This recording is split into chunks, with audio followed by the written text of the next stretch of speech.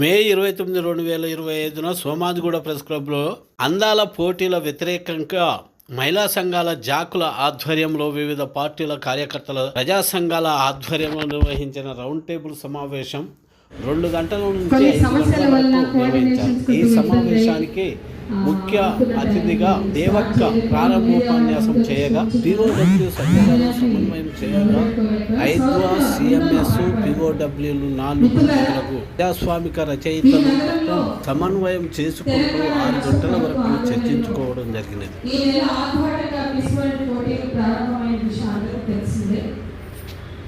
ఫిబ్రవరి 19న రాష్ట్ర ప్రభుత్వం తరఫున సుతా సర్వాల్, అట్లాగే మిస్ వరల్డ్ సంస్థ అధినేత జూలియా మోర్లీ ఫిబ్రవరి 19న తెలంగాణలో అట్టహాసంగా మిస్ వరల్డ్ పోటీలు జరుగుతున్నట్లుగా ప్రకటించారు. ఆ తెల్లారి 20వ తారీఖే ఒక బహిరంగ సభ నుండి మేము ఈ మిస్ వరల్డ్ పోటీలు తెలంగాణ ప్రభుత్వం నిర్వహించడం సిగ్గుచేటు, వీటిని నిర్వహించడానికి వీల్లేదు అని డిమాండ్ చేస్తూ మాట్లాడడం జరిగింది. ఆ తర్వాత ప్రగతి మహిళా సంఘం ఒక రౌండ్ టేబుల్ ఇనిషియేట్ చేస్తాం. అందులో అన్ని మహిళా సంఘాలు పాల్గొన్నాయి. వివిధ మహిళా సంఘాలు, ఉమెన్ అండ్ ట్రాన్స్జెండర్ జేఏసీ, భాగస్వామ్య సంఘాలు అందరూ కలిసి ఈ మిస్ వరల్డ్ పోటీలు తెలంగాణ ప్రభుత్వం నిర్వహించడం అభ్యంతరకరం. తెలంగాణ రాష్ట్ర సాధనలో తెలంగాణ సగభాగమైన తెలంగాణ మహిళల ఆకాంక్షలు ఎన్నో ఉన్నాయి. పల్లెలన్నీ పట్టాలెక్కాలన్నా, పట్నా రోడ్ల మీద పొయ్యి పెడదామన్నా, మిలియన్ మార్చ్ అన్నా, సాగరహారం అన్నా, సాగరజనుల సమ్మె అన్నా, సింగరేణి సమ్మె అన్నా, ఆర్టీసీ కార్మికుల సమ్మె అన్నా, అన్నిట్లలో సాగరహారం అన్నా, అన్నిట్లలో కూడా మహిళల భాగస్వామ్యం ఉంది.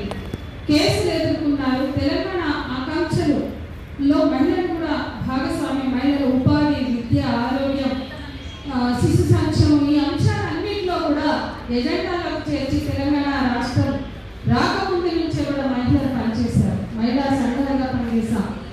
మహిళా జేఏసీగా అన్వేషణ సంస్థ నుండి కూడా అనేక డిమాండ్లు రూపొందించి తెలంగాణ ఉద్యమకాలంలో ముందుకు తెచ్చాం. అట్లాగే తెలంగాణ రాష్ట్ర సాధనలో భాగమైన మహిళల ఆకాంక్షలు ఈ 10 సంవత్సరాలు నెరవేరకపోగా తిరిగి వచ్చినటువంటి ప్రభుత్వం మరింత అధ్వాన పరిస్థితికి తీసుకొచ్చింది. ఒంటరి మహిళల పింఛన్లు లేవు, 2 బెడ్రూమ్ల ఇళ్ళు లేవు, ఉపాధి హామీ లేదు. ఇలాంటి అనేక అంశాలు ఉండగా ఈరోజు మహిళలు, మహిళా రైతులు, ఇట్లా రంగాల వారీగా సమస్యలు ఉన్నాయి. మహిళలపై పెరుగుతున్న హింస పట్ల 10 సంవత్సరాల సమీక్ష సమావేశం జరగలేదు ఈ రాష్ట్రంలో. 2012 ఉమ్మడి రాష్ట్రంలో జరిగినటువంటి మహిళలపై హింసల మీద జరిగిన సమీక్ష సమావేశం తర్వాత మళ్ళీ ఇప్పటి వరకు ఈ రోజు 2025 వరకు కూడా జరగకపోవడం, ఈ అంశాలన్నీ కూడా పదే పదే మహిళా కమిషన్ దృష్టికి తెచ్చాము, తెలంగాణ ప్రభుత్వం దృష్టికి తెచ్చాం. గత పాలకులు అయితే కలవడానికి కూడా సిద్ధం లేని స్థితిలో ఒక పుష్కర కాలంగా మహిళల సమస్యలు ఉన్నాయి. మహిళలపై పెరుగుతున్న హింస ఉంది, దాడులు ఉన్నాయి, మహిళల అత్యాచారాలు ఉన్నాయి. మహిళలకు సంబంధించిన అనేక అంశాల మీద ఒక నిర్దిష్ట కార్యాచరణ ప్రణాళిక రూపొందించి అమలు చేయాలనే డిమాండ్ ఉంది. వీటన్నిటినీ పక్కకు పెట్టి ఎవరో అడిగినట్లుగా కాదంటున్నా కూడా ఈ మిస్ వరల్డ్ పోటీలు నిర్వహించడానికి వీల్లేదు. కార్పొరేట్ల అమ్మకాల కోసం మార్కెట్ల విస్తరణ ఎక్కడ అవసరమో అందం అక్కడ గుర్తిస్తారు, అక్కడ కిరీటాలు పెడతారు.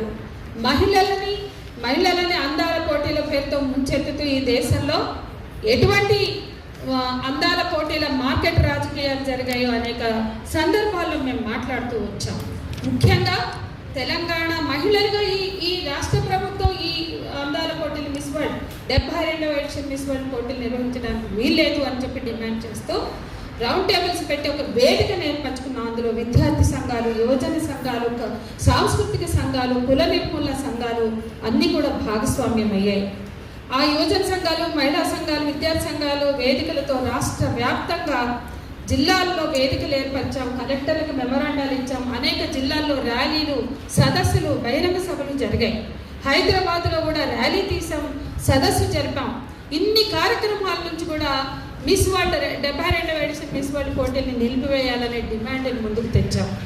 ఈ రాష్ట్ర మహిళా కమిషన్కి కూడా వినతి పత్రం ఇచ్చాం. ఎన్ని వినతి పత్రాలు ఇచ్చినా, ఎన్ని నిరసన కార్యక్రమాలు చేసినా కూడా అవి ఆగలేదు. కాబట్టి ఈ నెల మే 10న వాళ్ళు అట్టహాసంగా ప్రారంభిస్తుంటే వేదిక నుంచి భాగస్వామ్య సంఘాలుగా అందాల పోటీల వ్యతిరేక వేదిక మిస్ వరల్డ్ అందాల పోటీల వ్యతిరేక వేదిక ఆధ్వర్యంలో నిరసన కార్యక్రమాన్ని కూడా చేపట్టాం.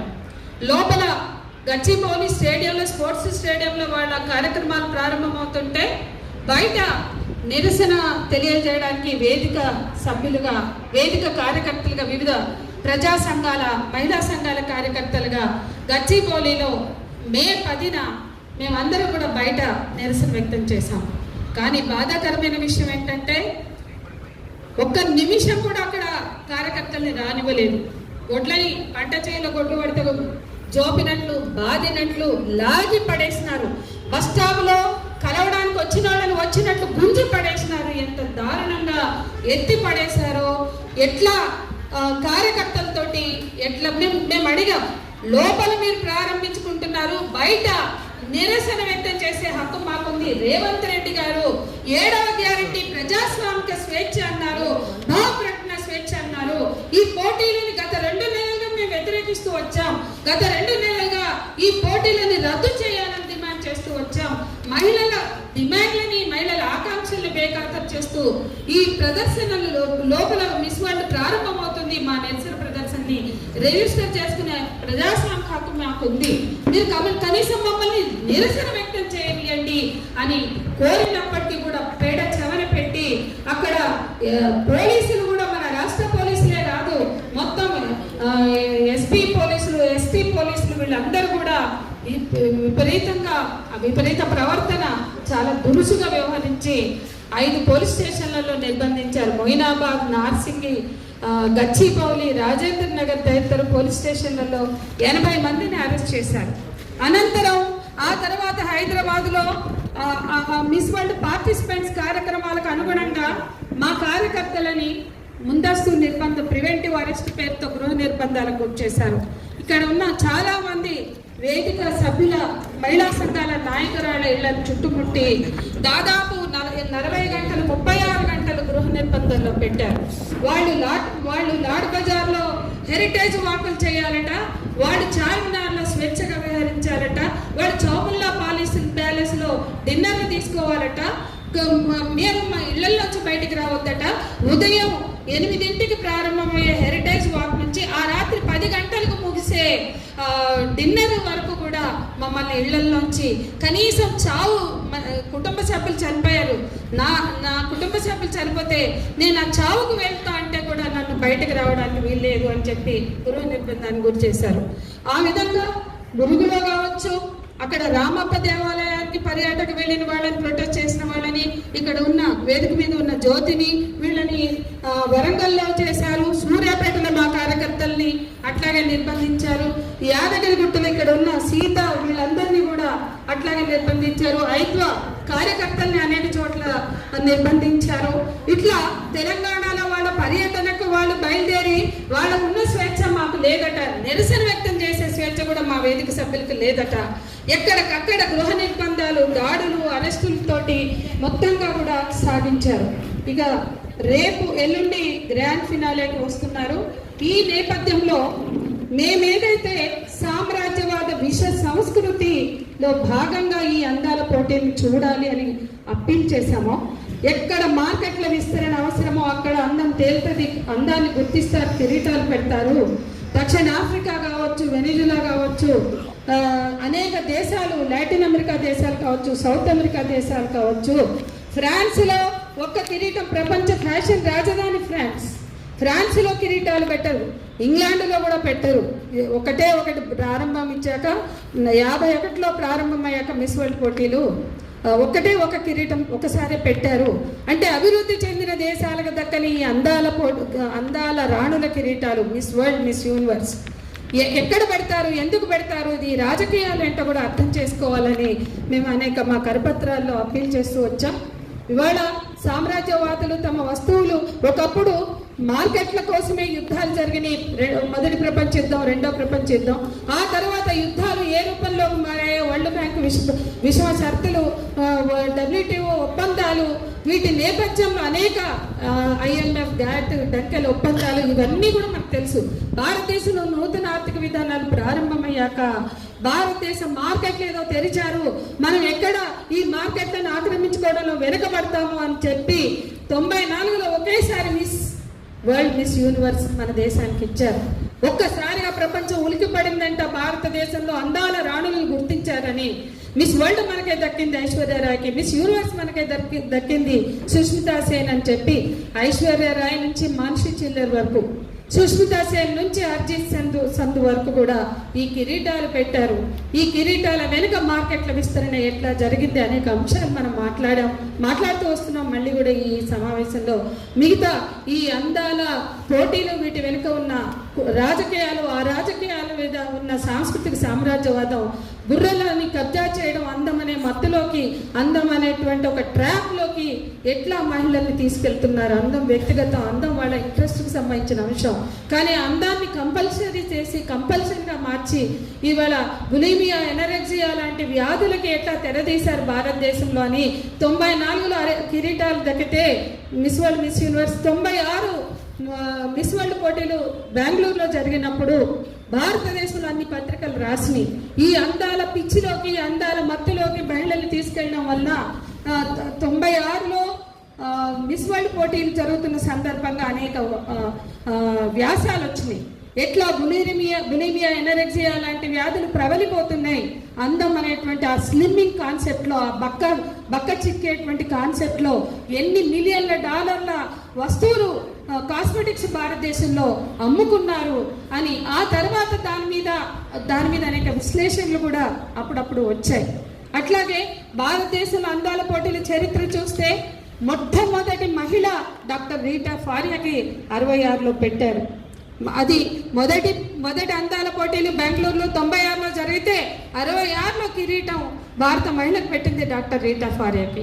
వెంటనే జరిగిన వియత్నాం యుద్ధంలో అమెరికన్ సైన్యాన్ని ఎంటర్టైన్ చేయమని ఆమెను కోరితే మిస్ వరల్డ్గా నేను ఎత్తిన కిరీటం పెట్టారు.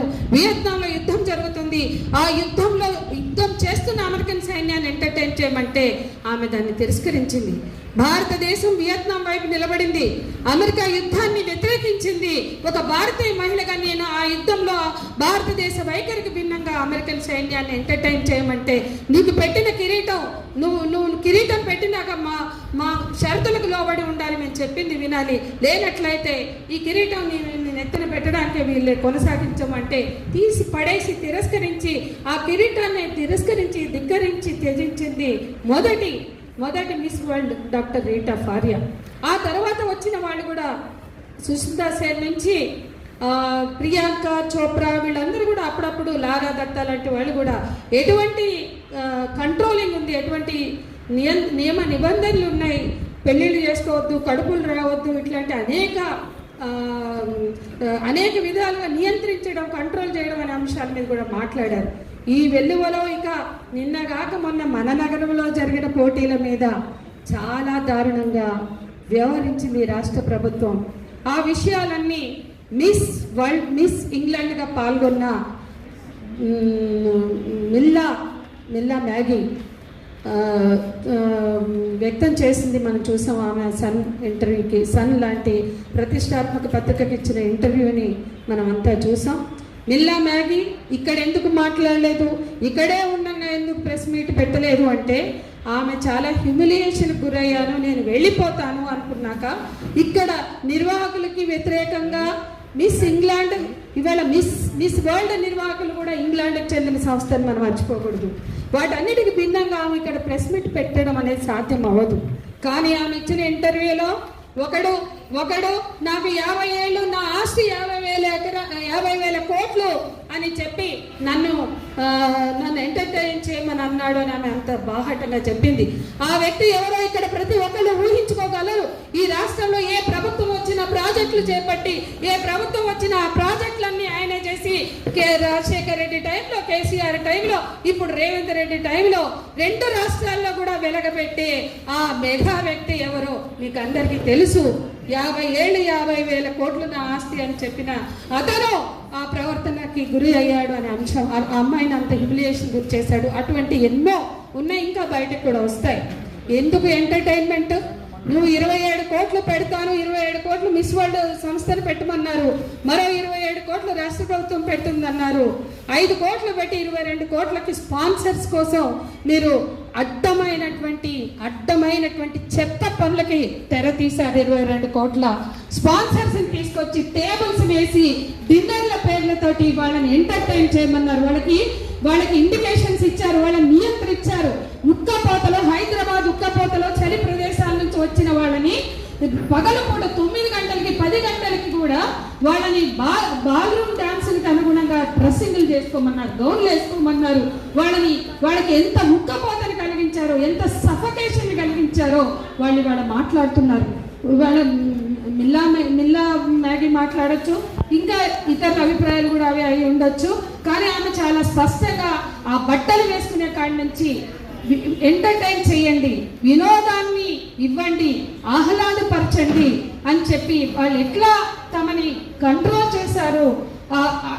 ముఖ్యంగా రాజకీయ నాయకులు, అంతకన్నా ముఖ్యంగా స్పాన్సర్స్ అయిన వ్యాపారవేత్తల్ని ప్లీజ్ చేయాలి అని ఒక నిర్వాహకులుగా తెలంగాణ ప్రభుత్వం నియంత్రించిందంటే ఎంత అసహ్యమైన విషయం అండి, ఎంత అభ్యంతరకరమైన విషయం.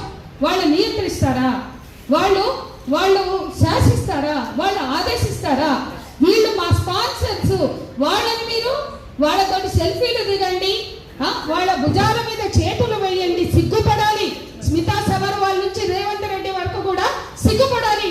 తెలంగాణ ప్రభుత్వం నుంచి మొదలుపెట్టే ఇందులో భాగస్వాములైనటువంటి కాంగ్రెస్ పార్టీ మహిళా మంత్రుల నుంచి నేతల వరకు కూడా జవాబాదారీ వహించవలసిన విధంగా ఉన్నాయి. అందుకే ఈ వేదిక తరఫు నుంచి మిల్లా మ్యాగీ మీ వెంట మేము ఉన్నాం. మీకు మద్దతుగా తెలంగాణ మహిళలు ఉన్నారు, ఉమెన్ ట్రాన్స్జెండర్ జేఏసీ ఉంది, మా అందాల పోటీల వ్యతిరేక వేదిక ఉంది. మొదటి నుంచి మేము ఏదైతే వ్యాపార ప్రయోజనాలు ఇమిడి ఉన్నాయి, వ్యాపార ప్రయోజనాల కోసం, మార్కెట్ల విస్తరణ కోసం మాత్రమే నిర్వహించే పోటీలని చెప్పామో అది ఇవాళ సాక్షాత్తు ఆధారాలతో సహా మనకి కనపడుతుంది. ఈ స్థితిలో ఎల్లుండి జరగబోయే గ్రాండ్ ఫినాలే ముందు మన వాయిస్ ని మనం వినిపించుదాం. అలాగే గొంతు విప్పిన మిల్లా మ్యాగీకి మద్దతుగా మన గొంతులు వినిపిద్దామని ఈ రౌండ్ టేబుల్ పెట్టాం. ఈ రౌండ్ టేబుల్కి వచ్చిన అందరికీ కూడా ఆహ్వానం పలుకుతూ